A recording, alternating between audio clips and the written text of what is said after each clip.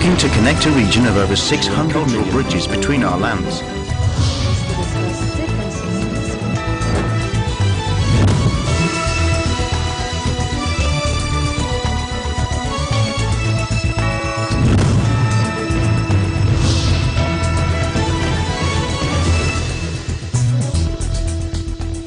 Hello and welcome to ASEAN in Focus. I'm Maricar Velasco delivering to you the latest news in and around the ASEAN region. On today's headlines, the trial of two women for allegedly assassinating the half-brother of North Korea's leader will resume in January instead of this month after a defense lawyer fell ill, a court heard Thursday. Bangladesh's Coast Guard rescued 33 Rohingya and detained 6 alleged human traffickers from a fishing trawler headed for Malaysia in the Bay of Bengal, an official said Wednesday. And Hanoi celebrates the announcement of first Formula One Grand Prix with lights, music, and the appearance of Formula One cars in a gala at the city's Imperial Citadel.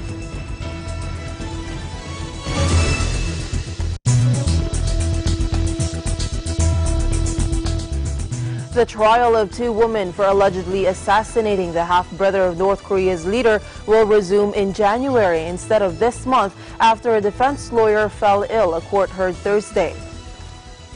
Siti Aisyah from Indonesia and Doan Thi Huong from Vietnam are accused of murdering Kim Jong-nam by smearing nerve agent VX on his face at Kuala Lumpur airport in a Cold War-style hit that shocked the world. After a judge ruled in August the prosecution case was strong enough for the trial to continue, it was scheduled to resume at the start of this month, with Asia taking the stand to offer her defense. However, proceedings will now restart on January 7 after Indonesia's main lawyer, Goi Soon Seng, fell ill. Another member of her defense team, Kulaselvi Sandra Segaram, said after a hearing at the High Court in Shah Alam to set a new date. The women deny murder, claiming they were tricked into killing the estranged half-brother of Kim Jong-un by North Korean agents and believe they were taking part in a prank for a reality TV show. However, prosecutors who likened the murder to the plot of a James Bond movie have argued the pair were well-trained assassins who knew exactly what they were doing. Under current laws, the women in their 20s will be sentenced to death by hanging if convicted of murder.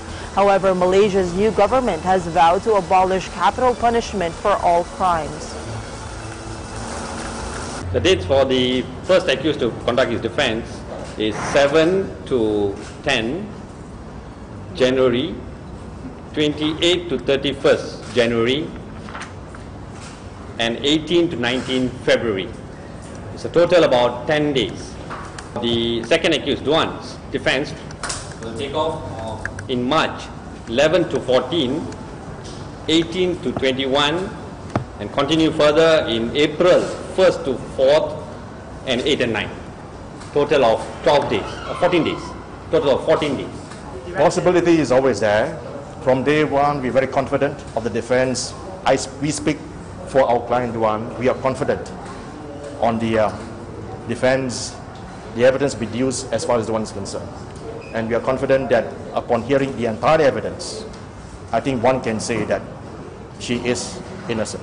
And we will canvass this evidence in March, together with other witnesses, local and foreign, to be called by Duan. As far as Bangladesh's Coast Guard rescued 33 Rohingya and detained 6 alleged human traffickers from a fishing trawler headed for Malaysia in the Bay of Bengal, an official said Wednesday. The rescued included 14 men, 10 women, and 9 children who had been living in refugee camps in the southeastern Bangladesh district of Cox's Bazar, according to Faizul Islam Mondal, Coast Guard commander in the southeastern coastal town of Teknaf. Mondal said the Rohingya rescued Wednesday had boarded a dilapidated fishing trawler on an uncertain sea voyage to Malaysia.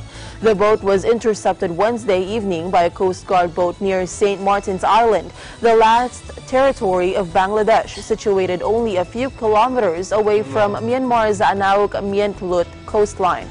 One of the arrested traffickers, Abdus Shukur, 55, told media that the fishing trawler had been due to transfer the Rohingya to a bigger Malaysia-bound ship moored near the near island in the Bay of Bengal. People smugglers in recent years have sent tens of thousands of Rohingya from the Bangladesh camps to Malaysia before Bangladesh launched a crackdown in 2015 after Thai authorities discovered mass graves and boats overcrowded with thousands of migrants drifted at sea.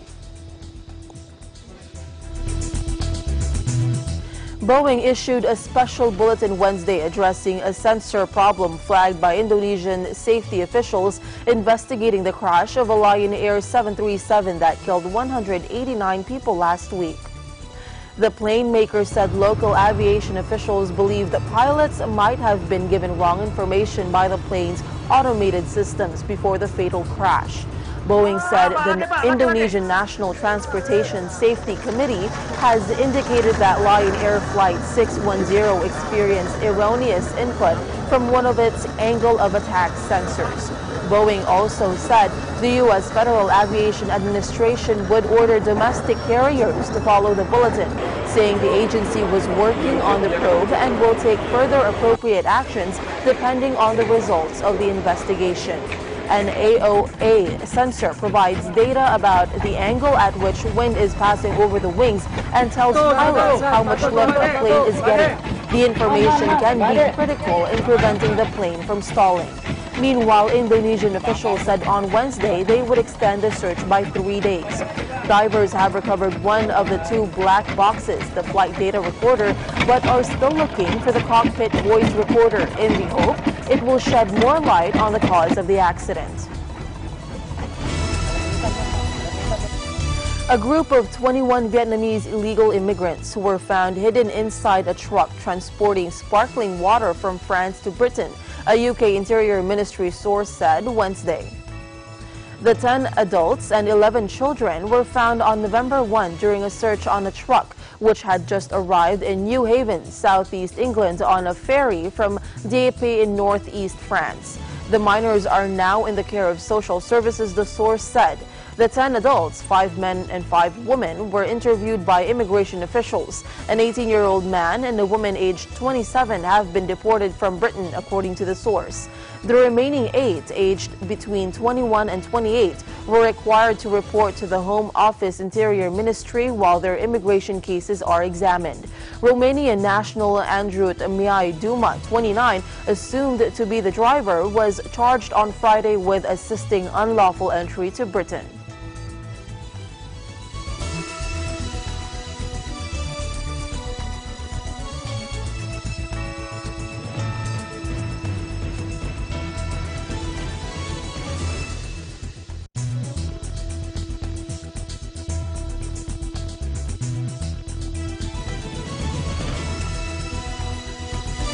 ASEAN in Focus will return.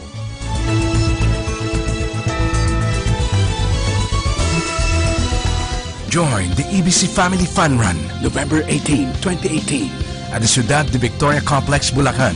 Choose from race categories: 1.062 kilometer, 2.5 kilometers, 5 kilometers, and 9.55 kilometers. Registration is ongoing. For more details, log on to www.eaglenews.ph/EBC Fun Run or call 784-7450, local 1162. You may also visit www.facebook.com/EBC Fun Run.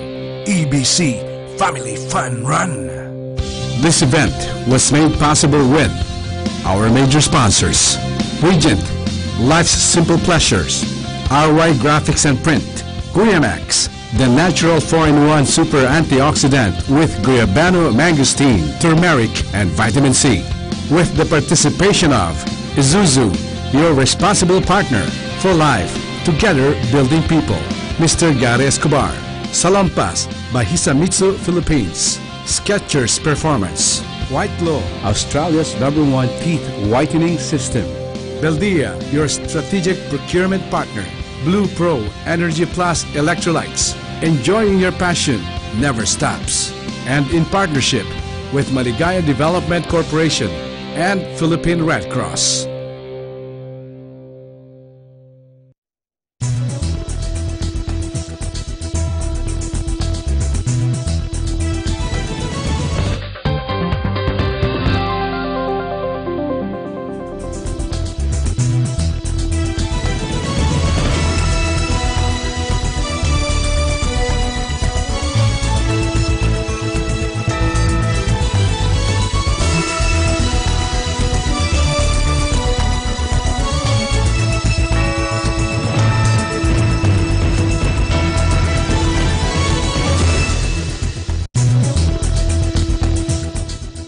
Welcome back.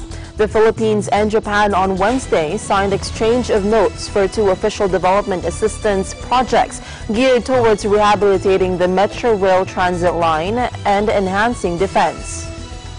On Tokyo's grant aid for Philippine defense enhancement, Japan will be allotting some 10.68 billion yen, or at least 5 billion pesos worth of spare parts and maintenance equipment of UH-1H helicopters to the Philippine Air Force, consisting of the following categories: airframe structure, dynamic power system, control system, rotor system, hydraulic system, electrical system, instrument system, accessory equipment, and others. The UH-1H helicopters are used in the PAF's activities related to humanitarian assistance and disaster relief, transport and intelligence surveillance, and reconnaissance. On the country's mass transport system, Japan's grant aid involves a $38 billion yen, or 17.79 billion pesos worth loan for the MRT-3's complete rehabilitation. Foreign Affairs Secretary Teodoro Locsin Jr. and Japanese Ambassador to the Philippines Koji Haneda signed the exchange of notes at the Department of Foreign Affairs in Pasay City. Customers of Manila Electric Company, or Meralco, may find that their electricity bill is a little higher this month due to an increase in generation charges last month. Meralco announced on Wednesday that it had just adjusted power rates upward by 0.1135 pesos per kilowatt hour. This increased electricity rate for this month to 10.0901 peso per kilowatt per hour from 9.9766 pesos per kilowatt hour in October. This adjustment would translate to 23 peso increase in the total electricity bill for a typical household that consumes 200 kilowatts per hour a month. The higher generation charge this October is mainly due to an increase in wholesale electricity spot market charges. The ASEAN Regional Disaster Emergency Response Simulation Exercise 2018 kick-started today in Banten, Indonesia. The event was opened by Chief of Indonesian National Disaster Mitigation Agency Willem Rampangile, Secretary General of ASEAN Dato Lim Jok Hoi, Member of Indonesian Parliament A. Nurul Kotima, Executive Director of the AHA Center Adelina Kamal, and the head of the Banten Provincial Disaster Mitigation Agency. Participants included representatives from ASEAN National Disaster Management Organizations, dialogue partners, UN agencies, the private sectors, INGOs, and local NGOs, as well as military personnel. The RDEX-18 will discuss and test the ASEAN Standard Operating Procedure for regional standby arrangements and coordination of joint disaster relief and emergency response operations, coordination between national and regional mechanisms, ASEAN Emergency Response and Assessment Team, and UNDAC interoperability and civil-military coordination. During the opening session, Dato Lim emphasized that building a disaster-resilient ASEAN is a major priority for ASEAN that requires a whole-of-society approach. The RDEX-18 was timely as it also reflects key discussions of the 6th ASEAN Ministerial Meeting on Disaster Management held in Putrajaya on the 4th of October on public-private partnerships through enhanced cross-sectoral collaboration and partnerships. The 2018 ASEAN Women's Circle of Jakarta raised more than $10,000 following the bazaar held on the 1st and 2nd of November at the ASEAN Secretariat in Jakarta. The bazaar was participated by ASEAN member states, dialogue partners, and more than 70 vendors from all over Indonesia and the ASEAN region. ASEAN member states and dialogue partners showcased and sold products and delicacies unique in their respective countries. In her welcome remarks at the opening ceremony, which was attended by the Committee of Permanent Representatives, diplomats and their spouses, AWC President Sari Perkaya informed the audience of the accomplishments of AWC over the past year. These are projects which were focused on education, women empowerment, and for children with special needs. This year's bazaar was supported by some of AWC's loyal patrons and corporate sponsors such as AirAsia, Philippine Airlines, Singapore Airlines, Alila Hotels, and Fairmont Hotel.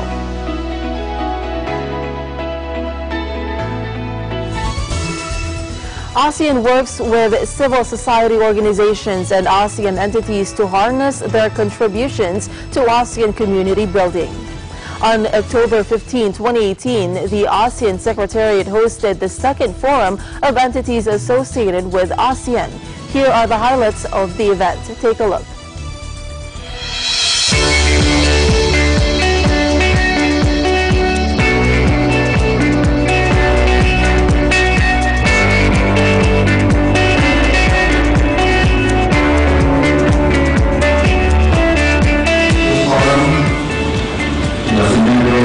To enhance engagement between entities and create an impact as ASEAN citizens and helps advance the ASEAN work programs. My name is Iswarathan Panwat. I am the Secretary General of the ASEAN Interparliamentary Assembly, or IPA. I think this forum of the ASEAN entities is very, very important. It's an opportunity and it's a forum where we can all come together and talk about our grievances, our problems, and our paths to make this entity, to make this forum much more strong than it should be. We represent a vast network of interests of ASEAN. So instead of relying on the ASEAN Secretariat to handle all the situations, we have to find a way to make ourselves just as self-reliant, so that it's a give and take relationship between the ASEAN Secretariat and the entities themselves.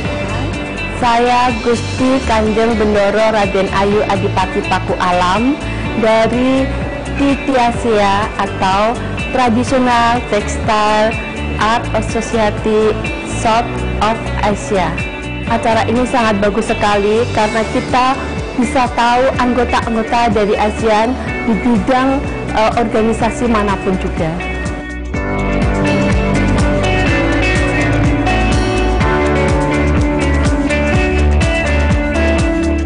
So my name is Sanjaya Mulia, but you can call me Jay. I'm from ASEAN Youth Organization.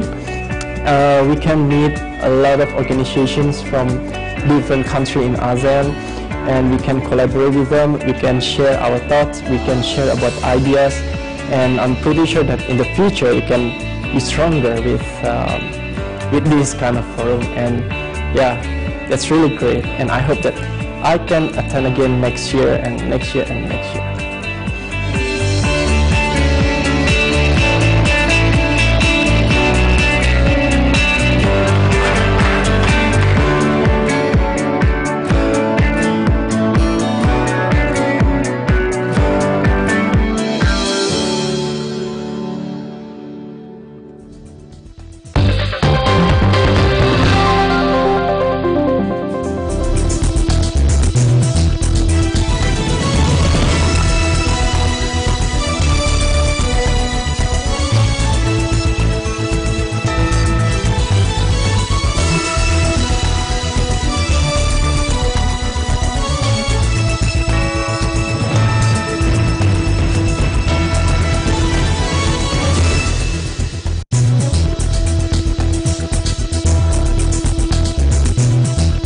Join the EBC Family Fun Run, November 18, 2018, at the Ciudad de Victoria Complex, Bulacan.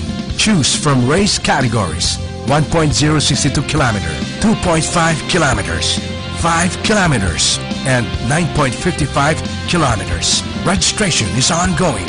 For more details, log on to www.eaglenews.ph/EBC Fun Run or call 784-7450, local 1162. You may also visit www.facebook.com/EBC Fun Run.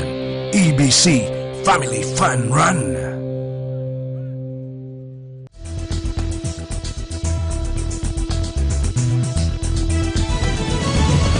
Welcome back. A painting of an animal in an Indonesian cave dates from at least 40,000 years ago, making it the world's oldest piece of figurative art, new research has shown. The painting in Borneo, possibly depicting a native type of wild cattle, is among thousands of artworks discovered decades ago in the remote region. But it was only using technology called uranium series analysis that researchers have finally been able to work out just when they were painted.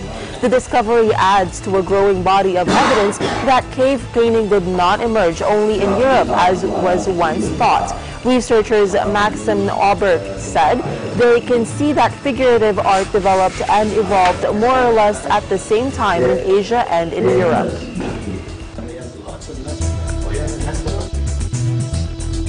Hanoi celebrates the announcement of first Formula One Grand Prix with lights, music, and the appearance of Formula One cars in a gala at the city's Imperial Citadel. Vietnam announced last week it will stage the race in its communist capital from April 2020, becoming only the third Southeast Asian nation to host the Formula One after Malaysia and Singapore.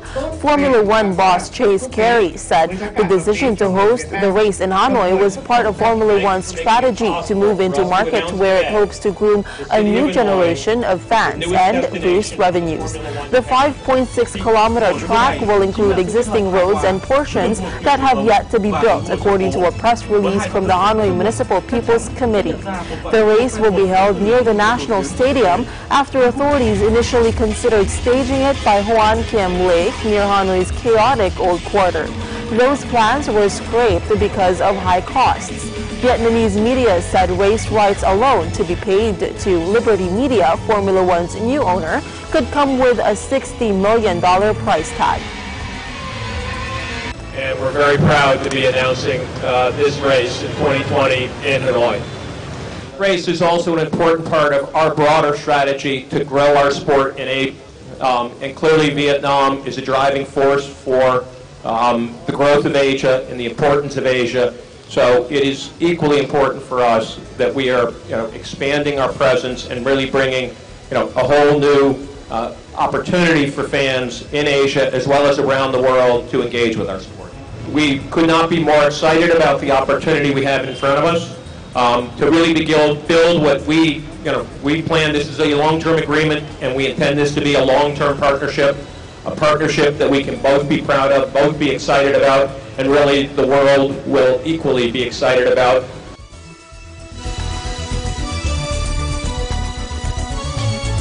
And that is the latest news in the Southeast Asian nation. Stay updated about the ASEAN region. I'm Maricar Velasco, and I am one with 25.